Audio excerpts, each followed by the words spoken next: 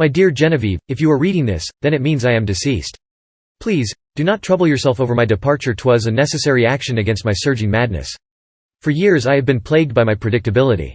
You may have noticed that, 15 prior to our engagement, I have acted as if everything I've done has already happened before. To tell you the truth, it has. At least, in my eyes. To no one else, I alone was able to remember my future, every step and quartered measure. This may confuse you at first, but I appreciate your adamant mind. You were the first person to confound me, Genevieve. No matter what I did to evoke the dark powers I possess, nothing you did showed in my future. Our marriage was unexpected. Your love for me was unwarranted. I had expected for any young lady to simply discard me because of my tormented persona. You did not. And that confused me to no end, my dear. In all of my years of existence, I have predicted every action I've made. I have never tempted to fight against it, as the very powers that be had always forged my path to lead me into pivotal changes in my life. I was unable to avoid being drafted for the war, witnessing the deaths of many soldiers and common men. I could not stop the suicide of my mentally challenged mother, whose diagnosis, as the doctors professed, had no cure. I have tried to avert all tragedy in my life, my dear, but nothing I did could stop fate. That is, until I met you. Every time I saw you, my ability muddled. It was as if I couldn't see anything. The way your existence gave life to me was rejuvenating. I could no longer see my path, and I was given that wondrous, beautiful feeling of free will you were so proud of embracing. I have spent 15 long, wonderful years with you, and I have never regretted defying that wretched fate. However, it was one day that I had yet another dream. This one spelled your untimely demise. I do not know who would want you, my dear Genevieve, destroyed. But I knew why. I know at this point you think me a madman, but please, be assured that whatever I have written here comes straight from the depths of my now broken heart. My powers are not mine. They belong to a more devious entity. When they saw the world through my eyes, my fate was already decided. They could control my every move without me knowing. These dark powers have no means to intervene in our world, so they created eyes to influence events from a singular entity, me. Every time I awoke to this world, they were able to set many things in motion. The plagues, the wars, even the financial crisis that evicted us from our lovely summer home. At every pivotal moment, I was unable to evade them. I could not save our home, let alone our savings. They did not want me to succeed. But whenever you are around, their eyes were blinded by some strange light. A light, I believe, that comes from your heritage, my love. You had told me that your entire family was comprised of nuns and followers of the Church.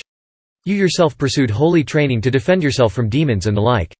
I know this because they told me about you. They couldn't see you. That's why they devised fate to have you removed. My dear, please listen to me. I have already fled the city and into the forest, where I will commit the dark deed to end my life. Do not attempt to follow me, for I fear that they will do whatever it takes to do you harm. They have already condemned me to have you killed by my own hands, possessed by a demon. It is for the best, my dear, as I can see the future they wish to accomplish. They wish for the destruction of our kind. I implore you that, if nothing else, warn the Church. They will see fit where you, and mankind's future, shall go. I will go alone to fight these dark powers. I will fail. But you will not. And if you ever catch glimpse of my visage, I beg of you, do not approach me. That will not be me.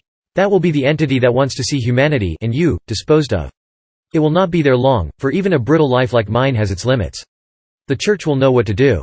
Please, my dear, please be safe. Yours truly, Mortimer Lane, February 14, 1855. It's been 6 months since then. I can only think of my dear Mortimer. This day, when we met 15 years ago, was our anniversary, our holiday of celebration. Due to the pressing matter of his letter, I have departed for the Church that very same day. I do not wish to question my love's intellect, after all, I have observed his habits. He acts as if he knew everything was about to happen, a kind of clairvoyance, I assumed. I had my doubts when he confessed these strange powers to me. But I refused to retreat from my marriage, I loved him dearly. One night, I had witnessed a dark, lanky form towering over him. The monster, strangely enough, had no eyes. It was blind, even to my presence. When I began to whisper prayers underneath the bedsheets, its demented howls pierced my ears as it flung itself from our bedroom. I realized then the powers Mortimer possessed were uncommon and demonic. Members of the Church were also worried for Mortimer, as they believed the pressing matter I presented to them 6 months ago. I also told them of the creature's shape and form, and to my surprise, one of the grand priests declared Mortimer a victim to a virulent curse. Thanks to the efforts of various librarians and scribes, we were able to discern Mortimer's family legacy. His father and mother were both natural in every regard. It was the grandfather that was the problem. Mortimer's grandfather was a well-known witch doctor who had affiliations with various demonic cults and magics. He hated Mr. and Mrs. Lane's marriage. On their wedding day, he cursed them to bear a son whose sole purpose was to foresee the end of all humanity. And said son, dear Mortimer, was tormented with demonic clairvoyance. It was also known, through the grandfather's demented journals, that Mortimer was to be the acting vessel for his master, so that humanity will once again see fear and suffering. The Church has taken me into protective custody. I watch the window of the city streets every day, searching for Mortimer. If I know him, Mortimer will fight to the bitter end. And if his likeliness emerges from the darkness of that gruesome forest and into civilization, only then will I need the power of God to defend me.